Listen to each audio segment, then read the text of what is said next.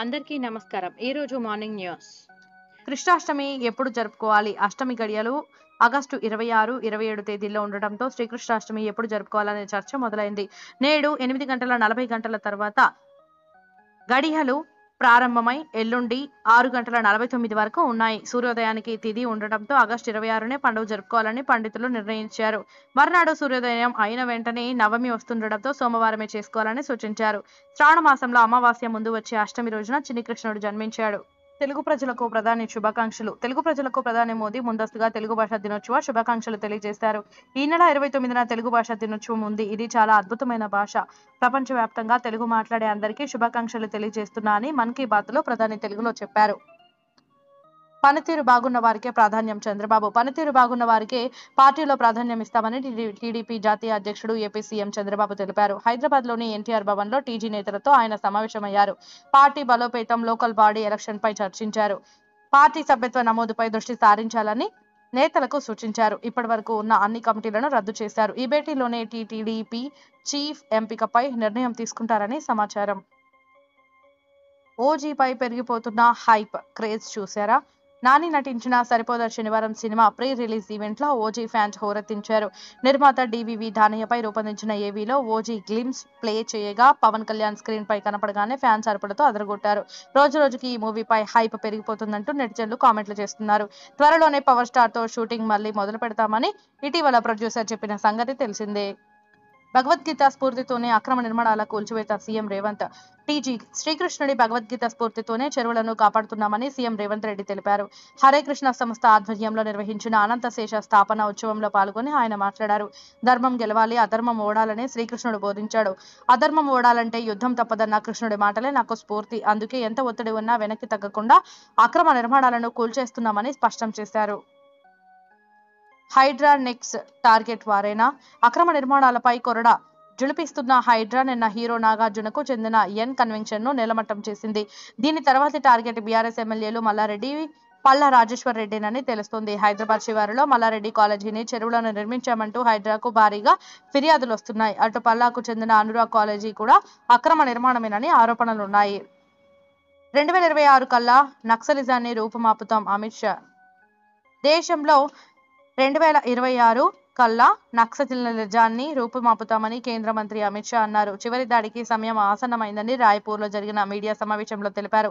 దేశ ప్రజాస్వామ్య వ్యవస్థకు నక్సలిజం అతిపెద్ద సమస్య అని భావిస్తున్నట్లు చెప్పారు. డిసెంబర్లో బీజేపీ తిరిగి అధికారంలోకి వచ్చాక 126 మందికి నక్సల్స్ హతమైనట్లు షా పేర్కొన్నారు. మిస్ ఇండియా జాబితాలో దళితులే లేరు రాహుల్. మిస్ ఇండియా జాబితాను పరిశీలిస్తే దళితుల్లో ఒక్కరూ కనిపించలేదని రాహుల్ గాంధీ అన్నారు.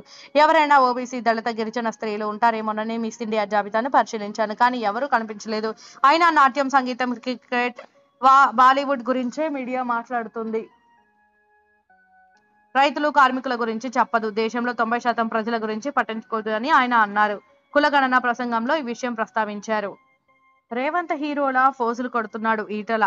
టీజీ హైడ్రా కూల్చివేతల నేపథ్యంలో సీఎం రేవంత్ పై బీజేపీ ఎంపీ ఈటల ఫైర్ అయ్యారు. 4 రోజుల నుంచి రేవంత్ హీరోలా హైడ్రామా చేస్తున్నారు. ప్రజా సమస్యలను పరిష్కరించే దమ్ము లేక ఈ పని పెట్టుకున్నారు. చట్టాన్ని పక్కన పెట్టి నీ తాత జాగీరులా, నువ్వేదో హీరోలా, నీ పార్టీ ఇప్పుడే పుట్టినట్టుగా, ధర్మం కోసమే ఉన్నట్టుగా ఫోజులు కొట్టడం సరికాదు. పెద్దల అక్రమ నిర్మాణాలు కూల్చిస్తే మంచిదే కానీ పేదలపై ప్రతాపమా అని ప్రశ్నించారు. అధికారులు అతి ఉత్సాహం ప్రదర్శించవద్దు హరీష్. టీజీ హైడ్రా పేరుతో రాత్రికి రాత్రే కూల్చివేతలు చేస్తున్నారని మాజీ మంత్రి హరీష్ రావు విమర్శించారు. తమ పార్టీ ఎమ్మెల్యే పల్లా రాజేశ్వర్ రెడ్డి అన్ని అనుమతులు తీసుకునే కాలేజీలు నిర్మించారని స్పష్టం చేశారు. పల్లాపై రాజకీయ కుట్రతోనే 6 కేసులు నమోదు చేశారని మండిపడ్డారు. హైడ్రాకు తాను వ్యతిరేకం కాదని, నోటీసులు ఇచ్చి చర్యలు తీసుకోవాలని డిమాండ్ చేశారు. అధికారులు అతి ఉత్సాహం ప్రదర్శించవద్దని హితవు పలికారు. మీ లెగసీ కొనసాగుతుంది గబ్బర్ కోహ్లీ. శిఖర్ ధవన్ రిటైర్మెంట్ ప్రకటించడంపై విరాట్ కోహ్లీ స్పందించారు. అరంగేట్రం నుంచి బెస్ట్ ఓపెనర్ గా మారే వరకు మీరు లెక్కలేనన్ని జ్ఞాపకాలను మాకు అందించారు. ఆట పట్ల మీకున్న అభిరుచి, క్రీడా స్ఫూర్తి, మీ చిరునవ్వును మిస్ అవుతాం, కానీ మీ లెగసీ కొనసాగుతోంది. ఎన్ని జ్ఞాపకాలు, మరపురాని ప్రదర్శనలు ఇచ్చినందుకు ధన్యవాదాలు. ఆఫ్ ఫీల్డ్ మీ తదుపరి ఇన్నింగ్స్ సజావుగా సాగాలి గబ్బర్ అని ట్వీట్ చేశారు.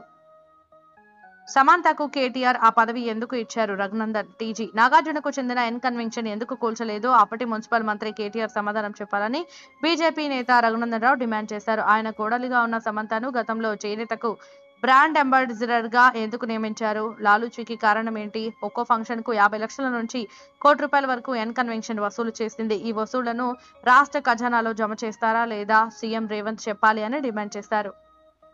వైద్యురాలపై హత్యాచారం ర్యాలీలో పాల్గొన్న స్కూళ్లకు నోటీసులు.